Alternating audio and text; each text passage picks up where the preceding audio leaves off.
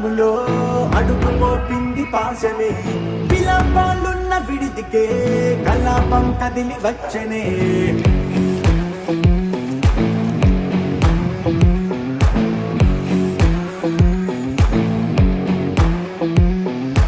అలా వైకుంఠపురములో పంటుగా చేరే బంధమే అలై పొంగేటి కళ్ళలో విలాసా తీసుకొచ్చే కొడుకు పట్టింది గగనమే కదిలి వస్తుంటే మేఘమే భుజము మార్చింది భువనమే పరువు మోయంగ బంధమే స్వాగతించింది చిత్రమై రవిసి